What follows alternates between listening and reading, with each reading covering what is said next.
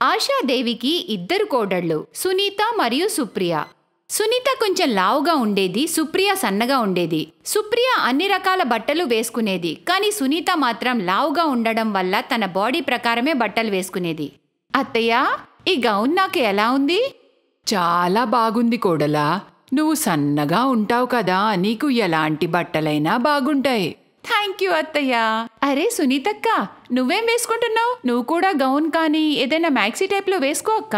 లేదు సుప్రియ, నేనింత లావుగా ఉంటాను కదా, నాకు అవన్నీ సూట్ అవ్వవు. సుప్రియ కోడలా, సునీత చాలా లావుగా ఉంటుంది కాబట్టి తనకు అన్నీ సూట్ అవ్వవు.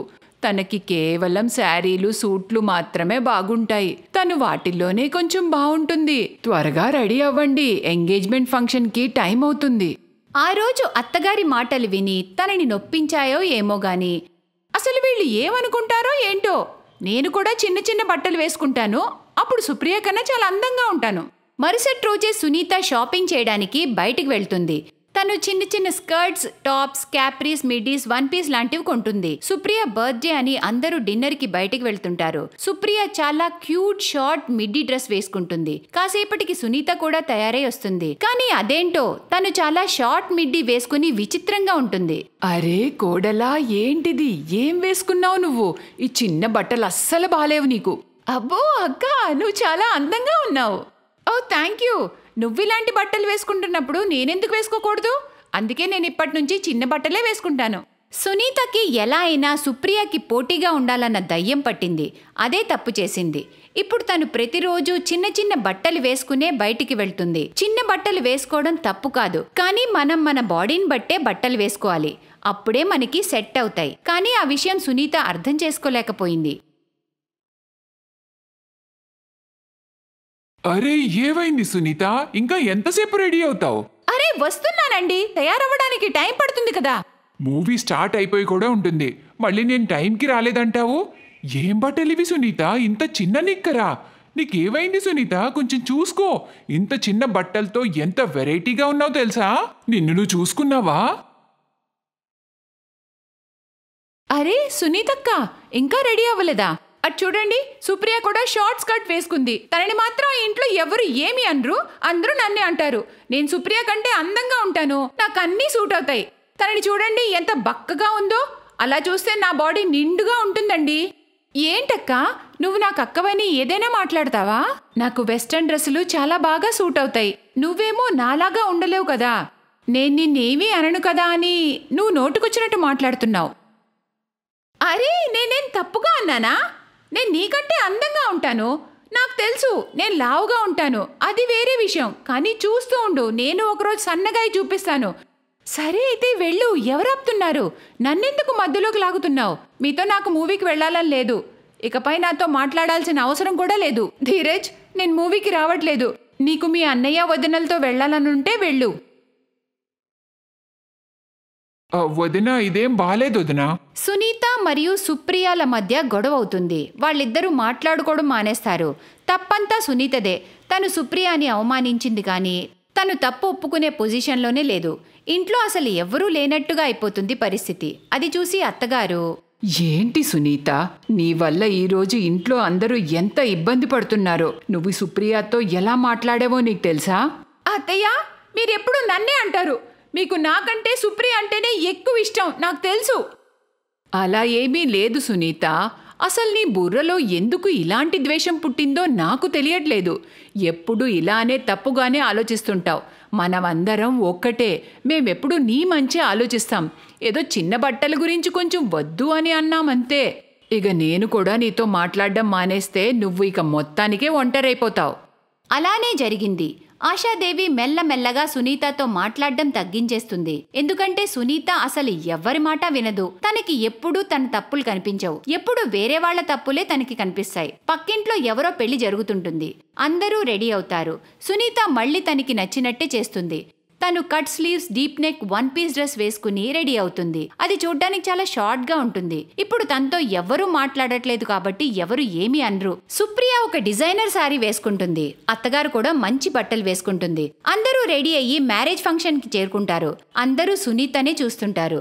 తను చాలా విచిత్రంగా ఉంటుంది. తను వేసుకున్న 1 పీస్ డ్రెస్ తన వంటికి అతుక్కుపోయి చాలా టైట్ గా ఉంటుంది. కానీ తనకి మాత్రం అందంగా అనిపిస్తుంది. అందరూ డీజేకి డాన్స్ చేస్తూ ఉంటారు. సునీత కూడా అందరి మధ్యలో డాన్స్ చేస్తూ ఉంటుంది. కానీ ఎప్పుడైతే తను కొంచెం జోరుగా డాన్స్ చేయడం మొదలు పెడుతుందో అప్పుడు సడన్ గా తన 1 పీస్ వెనక సైడ్ లో చినిగిపోతుంది. ఇంకా వేసుకో ఇలాంటి బట్టలు. ఎన్నిసార్లు చెప్పానో మంచి బట్టలు వేసుకోమని. ఏం చేయను నేను? అమ్మా సుప్రియ కూడా కనిపించట్లేదు. ఎందుకు ఏడుస్తున్నావు? ఇంకా సైడ్కి నిలబడు, ఎవరైనా చూస్తారు. ఈ గోడ దగ్గర నిల్చో. అప్పుడే సుప్రియ మరియు ఆశాదేవి వస్తారు. ఏమైంది సునీతక్క? నీ కళ్ళల్లో ఆ కన్నీళ్ళేంటి? నేను అత్తయ్యకి నీళ్లు తేవడానికి వెళ్ళాను. ఏవైంది కోడలా? ఎందుకు ఏడుస్తున్నావు? ఇక్కడ ఇలా అందరి ముందు బాగోదు. మీ ఇద్దరికి ఏమైనా గొడవ జరిగిందా ఏంటి? అమ్మా ఒకసారి లరా. అనిల్ తన తల్లి చెవులో ఈ విషయం చెప్తాడు. సుప్రియ, సునీత డ్రెస్ వెనక వైపు చినిగిపోయింది. అందుకే తను గోడకు నిల్చుంది. మనం గేట్ వరకు వెళ్లేలోగా ఏదో ఒకటి చెయ్యి. పైగా మనల్ని ఎవ్వరూ చూడకూడదు, సరేనా? అత్తయ్య, మీరేం టెన్షన్ పడకండి. సునీతక్కని ఈ పరిస్థితిలో ఎవ్వరూ చూడరు. నేను చూసుకుంటాగా. అక్కరా, నీ ఆరోగ్యం బాలేనట్టు ప్రవర్తించు. మిగతాదంతా నేను చూసుకుంటాను, ఓకేనా? సునీత సుప్రియ ముందుంటుంది. ఇక సుప్రియ సునీతని వెనక నుంచి గట్టిగా పట్టుకుని ఉంటుంది. ఏమైంది? సునీతకి ఆరోగ్యం అవునా ఆంటీ? డాన్స్ చేస్తుండగా అక్కకి కళ్ళు తిరిగాయి. ఇంటికి వెళ్తున్నామా ఆంటీ? అక్కకి అస్సలు బాలేదు కాబట్టి బయలుదేరుతాను ఆంటీ. సుప్రియ సునీతని తీసుకుని కార్ వరకు వస్తుంది. అందరూ కలిసి ఇంటికొచ్చేస్తారు. సునీతకి చాలా సిగ్గుగా అనిపిస్తుంది. తను అందరికీ సారీ చెప్పి, నన్ను క్షమించండి అత్తయ్య. నేను ఇకపై ఎప్పుడూ మీరు అవమానపడేలా నేనేమీ చెయ్యను. సుప్రియ, నువ్వు కూడా నన్ను క్షమించు. నేను నీతో చిన్న విషయానికే పెద్ద గొడవ చేశాను. అయినా కానీ నువ్వు ఈరోజు నాకు ఇంత హెల్ప్ చేశావు. అలా ఏం లేదక్కా. ఆ సమయానికి నేను నీకు హెల్ప్ చేయడం నా బాధ్యత. నువ్వు నాకంటే పెద్దదానివి. అప్పుడప్పుడు నువ్వు కూడా నా మాట వినాలి. ఇప్పటి నుంచి నీకు బట్టలు నేను డిజైన్ చేస్తాను. చాలా క్యూట్ వెస్ట్రన్ డ్రెస్సులు, అవి నీ బాడీని బట్టి సూట్ అయ్యేలాగా. నువ్వేం మనసు పాడు చేసుకోకూడలా. సుప్రియ, నువ్వు ఈ ఇంటి దీపాలు. మీరెప్పుడూ గొడవలు పడకండి. మీరిద్దరూ కలిసిమెలిసి ఉండాలి. సునీత మరియు సుప్రియ ఒకరినొకరు హత్తుకుంటారు. సుప్రియ సునీతని షాపింగ్కి తీసుకెళ్లి తన బాడీ షేప్ని బట్టి ఒక మంచి వెస్ట్రన్ డ్రెస్ తనకి కొనిస్తుంది. వెస్ట్రన్ డ్రెస్సెస్ వేసుకోవడం తప్పు కాదు. కానీ మనం ఎల్లప్పుడూ మన బాడీ షేప్ని బట్టే బట్టలు వేసుకోవాలి లేదా కుట్టించుకోవాలి. దాంతో మనం ఆ బట్టల్లో కంఫర్ట్గా ఉంటాం. ఇక గొప్పలకు పోతూ జనాల మధ్య నవ్వులపాలు కాకుండా ఉంటాము.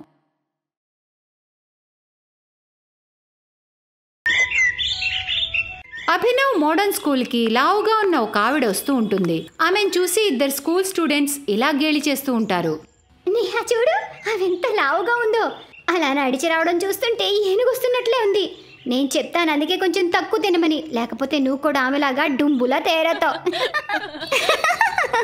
ఆ డుంబు చేయి నా మీద పడిందంటే నేను అప్పడం అయిపోతాను. అప్పుడే ఆవిడ వాళ్ళ దగ్గరకు వస్తుంది. ఇద్దరు చాలా భయపడతారు. ఈ డుంబు మన దగ్గరికి వస్తుందేంటి? మన మాట కానీ విన్నాదా ఏంటి? ఆ లావుగా ఉన్నావిడి అంటే భానుమతి వాళ్ళతో ఇలా అంటుంది. పిల్లలు, ప్రిన్సిపల్ రూమ్ ఎక్కడుందో కాస్త చెప్తారా? తప్పకుండా. మీరు 3rd ఫ్లోర్కి వెళ్ళండి. అక్కడే ప్రిన్సిపల్ రూమ్ ఉంటుంది. కానీ మీరు స్టెప్స్ ఎక్కి వెళ్ళాలి. అదేంటంటే స్కూల్లో లిఫ్ట్ పాడైంది. అవునా? It's okay, thank you. Bhanumathi madam చాలా లావుగా ఉండడం వల్ల తను స్టెప్స్ ఎక్కలేకపోతుంది. 3rd ఫ్లోర్ వెళ్ళేసరికి తనకి చాలా ఆయాసం వచ్చేస్తుంది. తన ఒళ్ళంతా చెమటలతో నిండిపోతుంది. చాలా ఆయాస పడుతూ ఉంటుంది. హై బాబోయ్, ఇన్ని మెట్లు ఎక్కడో నా వల్ల కాదు. ఇంత కష్టపడి 3rd ఫ్లోర్కి వెళ్ళేసరికి అక్కడ ప్యూన్, మీరిక్కడ ప్రిన్సిపల్ రూమ్ని ఎందుకు వెతుకుతున్నారు? ప్రిన్సిపల్ రూమ్ గ్రౌండ్ ఫ్లోర్లోనే ఉంది కదా. గ్రౌండ్ ఫ్లోర్లోనా? అంటే ఆ పిల్లలు నాకు అబద్ధం చెప్పారా? భానుమతి మెట్ల మీద నుండి దిగుతుంటే ఆ ప్యూన్ భానుమతిని పిలిచి ఇలా అంటాడు. అటెందుకు వెళ్తున్నావు అమ్మా? లిఫ్ట్లో వెళ్ళు.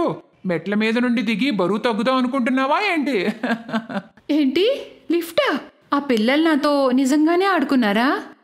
భానుమతి ప్రిన్సిపల్ దగ్గరికి వెళ్తుంది. అక్కడ తను ఇంటర్వ్యూలో సెలెక్ట్ అవుతుంది. మరుసటి రోజు నుండి భానుమతి మేడం ఆ స్కూల్లో చదువు చెప్పడానికి వస్తుంది. తను క్లాస్కి వచ్చేసరికి రిచా మరియు నేహా చాలా ఆశ్చర్యపోతారు. అప్పుడు భానుమతి క్లాస్ స్టూడెంట్స్తో ఇలా అంటుంది, గుడ్ మార్నింగ్ స్టూడెంట్స్, ఈ రోజు నుండి నేనే మీ కొత్త క్లాస్ టీచర్ని. ఈ డుంబు మన కొత్త టీచరా? మన పని అయిపోయిందే. నిన్న జరిగిన దానికి డుంబు డెఫినెట్గా మన తాట తీస్తుంది. మనం తన్ని 3 ఫ్లోర్స్ మెట్లెక్కించాం. తను గుర్తు పెట్టుకుంటుందే. అరే అలా ఏం జరగదులేవే. కానీ నిజంగానే భానుమతి వాళ్ళని ఏమీ అనదు. తిరిగి వాళ్ళిద్దరితో చాలా ప్రేమగా ఉంటుంది. ఎందుకంటే భానుమతి చాలా మంచి స్వభావం కలది. తనకి పిల్లలంటే చాలా ఇష్టం. తనకి పెళ్ళై 10 ఏళ్లైనా ఊబకాయం వల్ల తను తల్లి కాలేకపోతుంది. భానుమతి ఆ స్కూల్లో టీచర్గా చేరి కొద్ది రోజులవుతాయి. కానీ తన ఊబకాయాన్ని చూసి ఎవ్వరూ తనని ఇష్టపడరు. పిల్లలందరూ తనని గేలి చేస్తూ ఉంటారు. ఒకరోజు తను క్లాస్లో చదువు చెప్తూ ఉంటుంది. అప్పుడు, పిల్లలు, ఇప్పుడు మీరు నాకు కవితలు చెప్పాలి. నిన్న మీకు చెప్పాను కదా బైహార్ట్ చేసుకురమ్మని. రిచా, నువ్వు చెప్పు. సరే మేడం, నా కవిత మీకు చాలా నచ్చుతుంది మేడం. ఒక పెద్ద ఏనుగు వస్తూ ఉంది, సాలీడు వలలో పడి ఇరుక్కుపోయింది. రిచా, ఈ కవిత మేడంకి చాలా బాగా ఫిట్ అవుతుంది అనుకుంటా. ఆ రోజు నువ్వు మేడంని ఇరికించినట్టేగా. అంటే ఏంటి నేహా, భానుమతి మేడం ఎలిఫెంటా? అరే నా ఉద్దేశం అది కాదురా. రిచా, నేహా, ఏంటి మీ అల్లరి? భానుమతి నేహా మరియు రిచా బెంచ్ దగ్గరకు వస్తూ ఉండగా ఒక అబ్బాయి కాలు అడ్డం పెడతాడు. దాంతో భానుమతి తన ఊబకాయం వల్ల వెంటనే కింద పడిపోతుంది. తనని చూసి పిల్లలందరూ చాలా గట్టిగా నవ్వుతారు. భానుమతి మెల్లగా పైకి లేచి వెళ్ళి తన కుర్చీలో కూర్చుంటుంది. తనని చూసి పిల్లలందరూ గట్టిగా నవ్వుతూ తనని ఆట పట్టిస్తూ ఉంటారు. అప్పుడే అనుకోకుండా షార్ట్ సర్క్యూట్ అయ్యి క్లాస్ మొత్తం నిప్పంటుకుంటుంది. పిల్లలందరూ చాలా భయపడిపోతారు. వెంటనే భానుమతి పిల్లలందరినీ క్లాస్లోంచి బయటికి పంపించేస్తుంది. కానీ లాస్ట్కి తను ఆ మంటల్లో చిక్కుకుపోతుంది. తనకి ఊపిరాడకపోవడం వల్ల స్పృహ తప్పి పడిపోతుంది. కాసేపటికి తన స్పృహలోకి వచ్చేసరికి తను స్కూల్లో మెడికల్ రూమ్లో ఉంటుంది. తన క్లాస్ పిల్లలందరూ చేతులు జోడించి తన ఎదురుగా నిల్చుని ఏడుస్తూ ఉంటారు. పిల్లలు, ఎందుకు ఏడుస్తున్నారు? మేడం, మమ్మల్ని క్షమించండి. మేము మిమ్మల్ని చాలా ఏడిపించాం. కానీ ఈరోజు మీరు మీ ప్రాణాన్ని లెక్క చేయకుండా మా ప్రాణాల్ని కాపాడారు. Thank you so much madam. పర్వాలేదు పిల్లలు, నేను మిమ్మల్ని అందరినీ క్షమించాను. సరే, ఇంకేడవకండి. మీ టీచర్ అంత తేలిగ్గా ఓటమిని ఒప్పుకోదు పిల్లలు. మీరంతా నన్ను అదేదో అంటారుగా, డుంబు అని. అయితే మీ డుంబు మేడంని కొండలు కూడా కదిలించలేవు. భానుమతి మేడం మాటలు విని పిల్లలందరూ చాలా నవ్వుతారు. అందరూ వచ్చి తనని గట్టిగా హత్తుకుంటారు. భానుమతి కూడా పిల్లల ప్రేమని పొంది చాలా సంతోషిస్తుంది. Thanks for watching.